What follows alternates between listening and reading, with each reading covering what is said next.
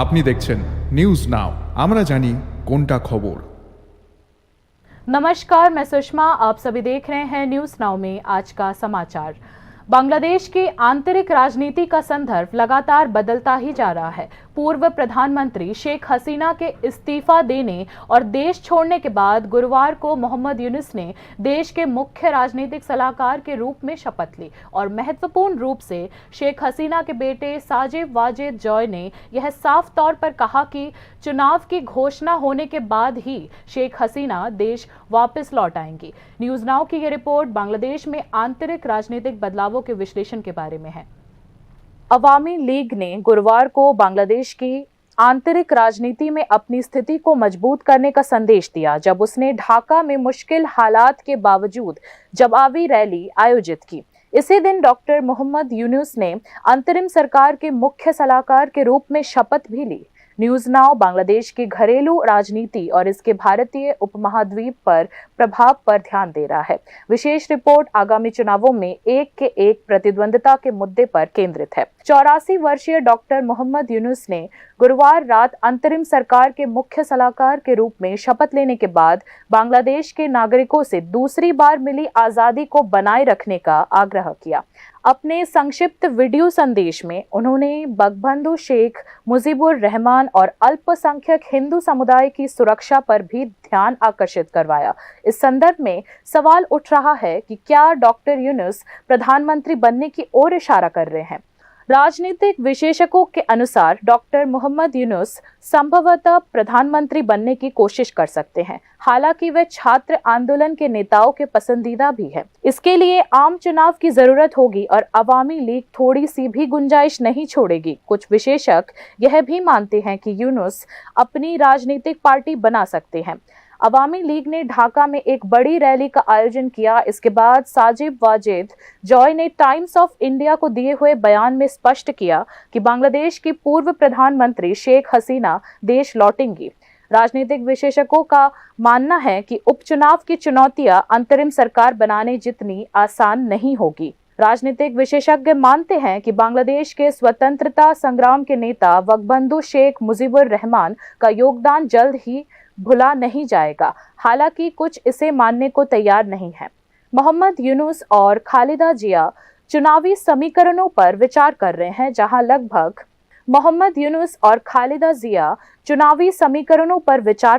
जहां लगभग 69% मतदाता अवामी लीग से जुड़े हैं। राजनीतिक विशेषज्ञों का मानना है कि बांग्लादेश के आगामी उपचुनावों में सेना की महत्वपूर्ण भूमिका हो सकती है। अंतर्राष्ट्रीय मीडिया के अनुसार सेना के वरिष्ठ अधिकारी शेख हसीना के इस्तीफे और प्रस्थान में शामिल थे। अब सवाल उठ रहा है कि क्या बांग्लादेश की सेना इस बार भी इसी तरह की भूमिका निभाएगी या तटस्थ होगी।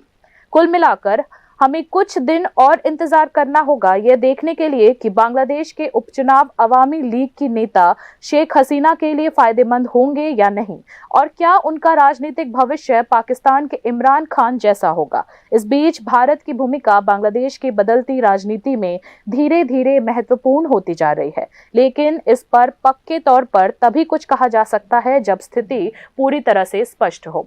Bureau report, news now. Bangladesh में हिंदुओं पर हो रहे उत्पीड़न को लेकर शुक्रवार को राजधानी अगरतला में कई संगठनों ने विरोध प्रदर्शन किया।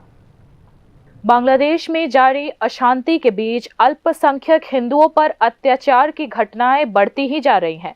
जगह जगह हिंदू मंदिरों को तोड़ा जा रहा है, हिंदुओं के घरों पर हमले किए जा रहे हैं। बांग्लादेश में अराजकता फैलाने वाली कट्टरपंथी ताकतें उभरी हैं। लगातार हो रहे हिंदू उत्पीड़न के विरोध में राज्य के सुधी समाज सहित आम नागरिक उठ खड़े हुए हैं। प्रदर्शनकारी संगठन के सदस्यों ने बांग्लादेश में हिंदू उत्पीड़न को तत्काल रोकने की मांग की है।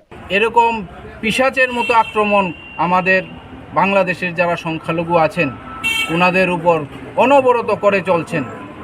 এটার প্রতিবাদে এবং বিশেষ করে বাংলাদেশের এই বর্বররা ভারতবর্ষের विरोध स्वरूप विरोध संगठन के सदस्यों ने बांग्ला उत्पादों के बहिष्कार का आह्वान किया। इस संदर्भ में उन्होंने बांग्लादेश सरकार से उचित कदम उठाकर हिंदुओं पर हो रहे अत्याचार को रोकने की अपील की है। नए सरकार प्रमुख मोहम्मद यूनुस ने वादा किया है कि अल्पसंख्यक हिंदुओं को सुरक्षा दी जाएगी। हकीकत में कितनी सुरक्षा मुहैया कराई जाएगी, इस पर देश और प्रदेश अपनी नजरें रखे हुए हैं। Bureau report, news now.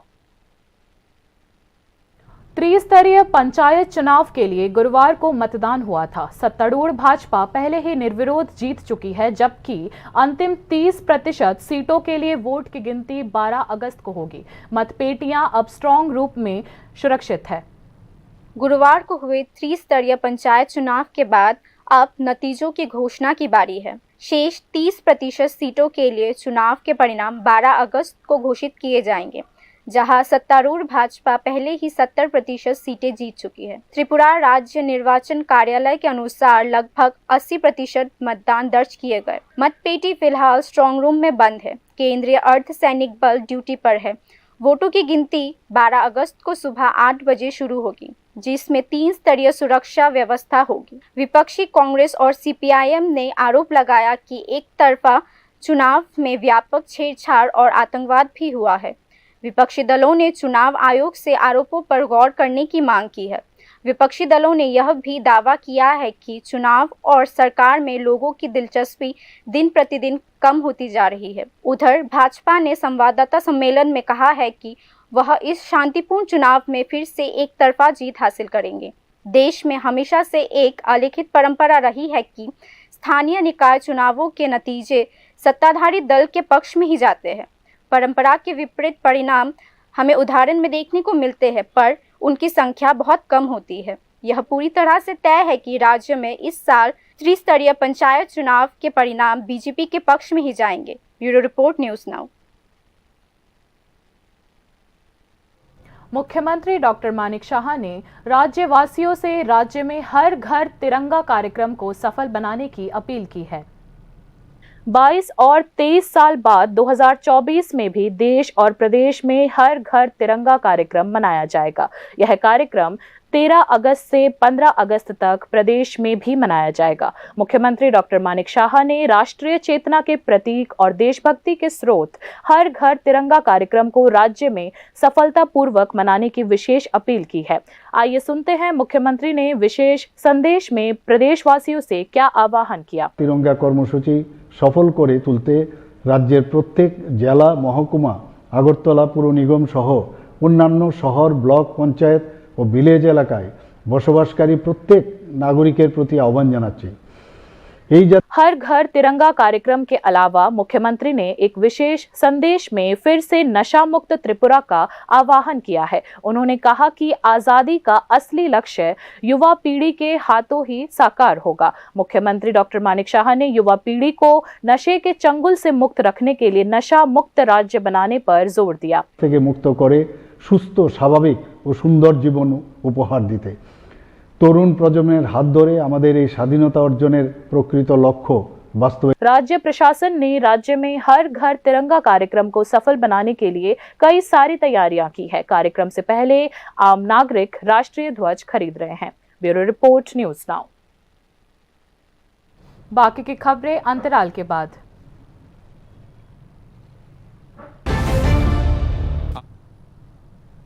আমরা জানি কোনটা খবর। ICFA University Tripura, where dreams take flight. Celebrating 20 years of excellence in engineering, management, law, education, paramedical science, humanities, social science and nursing.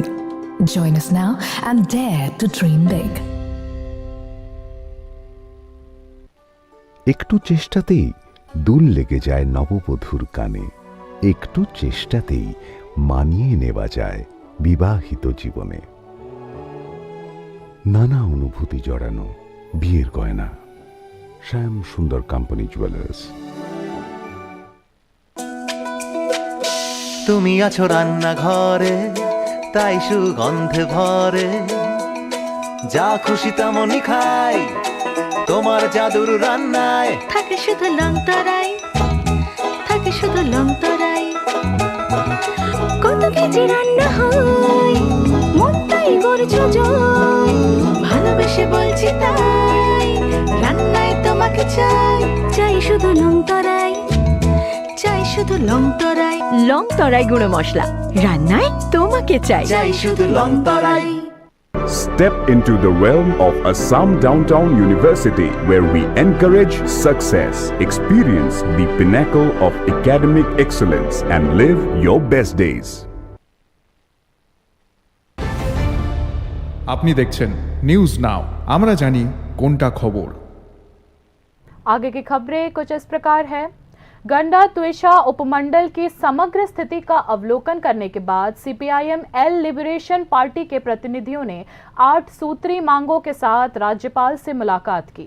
इस संदर्भ में गंडा त्वेषा अनुमंडल की स्थिति का जिक्र करते हुए पार्टी नेताओं ने शिकायत की कि गंडा त्वेषा के आम लोगों को उनके संवैधानिक अधिकारों से वंचित किया जा रहा है। संबंधित दलों के नेताओं का आरोप है कि राज्य सरकार द्वारा पीड़ितों के लिए आवंटित आर्थिक सहायता की राशि काफी कम है। सीपीआईएम एल लिबरेशन पार्टी के राज्य प्रतिनिधियों ने कहा कि कुल 8 सूत्री मांगे राज्यपाल को सौंपी जाएंगी और गंडा त्वेषा में लोगों के संवैधानिक अधिकारों को बहाल करने के लिए राज्यपाल के वहां जाने का अनुरोध किया जाएगा।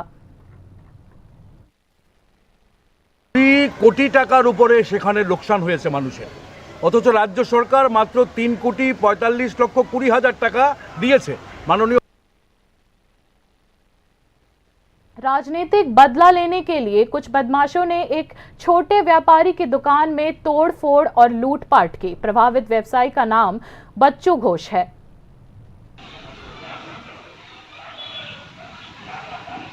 यह छोटा दुकानदार ख्वाई मोटर स्टैंड के बगल में ऑटो स्टैंड पर चाय बेचकर अपनी जीवन यापन करता है। उन्होंने आरोप लगाया कि मतदान के दिन देर रात कुछ स्थानीय बदमाशों ने उनके दुकान में तोड़फोड़ की और नकद सहित अन्य कई सामान उनके दुकान से लूट के ले गए। इस छोटे दुकानदार ने बताया कि उनके दुकान पर लगातार 6 बार हमला और लूटपाट किया गया है। কিছু টাকা পয়সা ইডি তারা লুটপাট করছে। কোন জায়গায় দাদা আপনার দোকান? আমার motor stand, Khowai motor stand, auto সিন্ডিকেটের লগে আমার 4 দোকান। 4 দোকানে একের পর এক 6 বার এরকম ঘটনা হয়েছে। আপনারা কোনো অভিযোগ জানাইছেন কোনোখানে? অভিযোগ জানাইছি, তারা কইছে দেখব। কি নাম আপনার? আমার নাম হচ্ছে বাচ্চু ঘোষ। ঠিক আছে। घटना के बाद दुकानदार ने स्थानीय पुलिस से शिकायत की। हालांकि स्थानीय पुलिस ने किसी भी बदमाश को गिरफ्तार नहीं किया। मासूम छोटे दुकानदारों की दुकानों पर सिलसिलेवार हमलों से स्थानीय लोगों में काफी आक्रोश है। प्रभावित छोटे दुकानदार ने कहा कि अपराधियों में कुछ स्थानीय असामाजिक तत्व भी शामिल थे। Bureau report, news now. दुनिया के आदिवासी लोगों के अधिकारों की रक्षा और जागरूकता बढ़ाने के लिए हर साल 9 अगस्त को अंतर्राष्ट्रीय आदिवासी दिवस मनाया जाता है। यह दिन पर्यावरण संरक्षण के प्रति आदिवासी लोगों की उपलब्धियों और योगदानों को भी मान्यता देता है। 1982 में मानव अधिकारों के संवर्धन और संरक्षण पर उप आयोग में आदिवासी आबादी पर संयुक्त राष्ट्र कार्य समूह की पहली बैठक ने इस दिन को आदिवासी लोगों के अंतर्राष्ट्रीय दिवस के रूप में नामित किया। इस वर्ष प्रदेश कांग्रेस ने अगरतला के मुक्त धारा हॉल में विश्व आदिवासी दिवस मनाया। इस मौके पर प्रदेश कांग्रेस अध्यक्ष आशीष कुमार शाह, कांग्रेस विधायक सुदीप राय बर्मन समेत अन्य मौजूद रहे। राज्य कांग्रेस विधायक सुदीप राय बर्मन ने इस दिन मुक्त धारा हॉल में अंतर्राष्ट्रीय आदिवासी दिवस पर चर्चा की। आदिवासी कांग्रेस नेतृत्व, प्रदेश कांग्रेस नेतृत्व সারা ত্রিপুরার বিভিন্ন জায়গা থেকে আগত আজকের এই দিনটি উদযাপন করার জন্য যারা এখানে এসেছেন আপনাদের সকলকে ধন্যবাদ জানাই এবং ব্যক্তিগত তরফ থেকে, দলের তরফ থেকে আপনাদের এবং সারা রাজ্যের, সারা বিশ্বের, সারা দেশের আদিবাসী ভাই বোনদের অনেক অনেক অভিনন্দন জানাই। 23 अगस्त राष्ट्रीय अंतरिक्ष दिवस है। इस दिवस के अवसर पर राज्य सरकार के सूचना प्रौद्योगिकी विभाग द्वारा कई कार्यक्रम किए गए हैं। इस अंतरिक्ष दिवस पर शुक्रवार को अगरतला के प्रज्ञा भवन में एक विशेष सेमिनार का आयोजन किया गया। 23 अगस्त 2023 को भारतीय अंतरिक्ष अनुसंधान संगठन इसरो ने चंद्रमा पर चंद्रयान 3 के लैंडर और रोवर को सफलतापूर्वक उतारा। वैज्ञानिक हलकों का कहना है कि यह भारतीय अंतरिक्ष विज्ञान में एक महत्वपूर्ण मील का पत्थर साबित हुआ। इसके अलावा भारत चंद्रमा पर उतरने वाला चौथा देश और चंद्रमा के दक्षिणी ध्रुव के पास उतरने वाला पहला देश है। चंद्रयान 3 के मिशन में सॉफ्ट लैंडिंग के बाद प्रज्ञान रोवर को चंद्रमा के दक्षिणी ध्रुव पर सफलतापूर्वक तैनात किया गया था। इस उपलब्धि की मान्यता में प्रधानमंत्री नरेंद्र मोदी ने 23 अगस्त को भारत में राष्ट्रीय अंतरिक्ष दिवस घोषित किया था। इस दिन को ध्यान में रखते हुए आज यानी शुक्रवार को अगरतला के प्रज्ञा भवन में एक विशेष कार्यक्रम का आयोजन किया गया। इस अवसर पर राज्य सूचना प्रौद्योगिकी विभाग के मंत्री अनिमेष देबबर्मा उपस्थित थे। साथ ही इस कार्यक्रम में कई छात्र छात्राएं भी मौजूद रहे। আপনারা জানেন যে 23 তারিখ আগস্ট 2023 ভারতবর্ষের যে স্পেস রিসার্চ বিষয়টা নিয়ে গর্ব করার একটা দিন ছিল আমাদের, এবং ভারতবর্ষ চাঁদে গিয়েছে। I think we are the 4th nation in the world.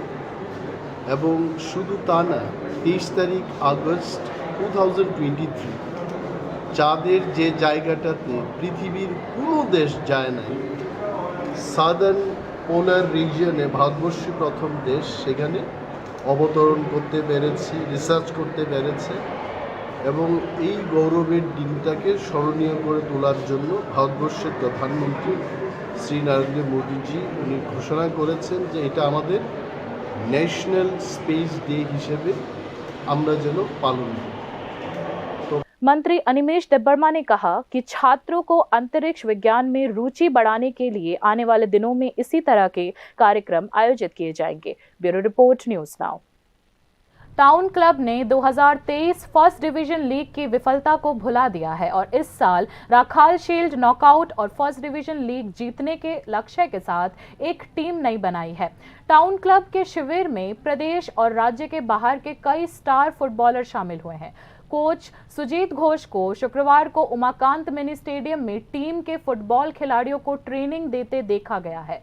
Rakhal shield knockout के दूसरे मैच में 16 अगस्त को टाउन क्लब और लाल बहादुर जिम्नेशियम आमने सामने होंगे। एक साक्षात्कार में क्लब के टीम मैनेजर ने कहा कि क्लब के फुटबॉलर 7 अगस्त से प्रशिक्षण ले रहे हैं। हमारा लक्ष्य इस साल दोहरा खिताब जीतना है। मीन्स 8 तारीख, সরি 7 তারিখ থেকে লক্ষ্য আমাদের ভালো খেলা, আমাদের সীমিত ক্ষমতায় আশা করি ভালো ফুটবলের উপহার দেওয়ার জন্যই আমরা টিম করেছি, সেই জন্যই আমরা খেলছি। স্টেট থেকে প্লেয়ার মণিপুর, কলকাতা মানে ওয়েস্ট বেঙ্গল থেকে। আর बाकी न्यूज अपडेट्स के लिए देखते रहिए न्यूज़ नाउ। शुभ रात्रि।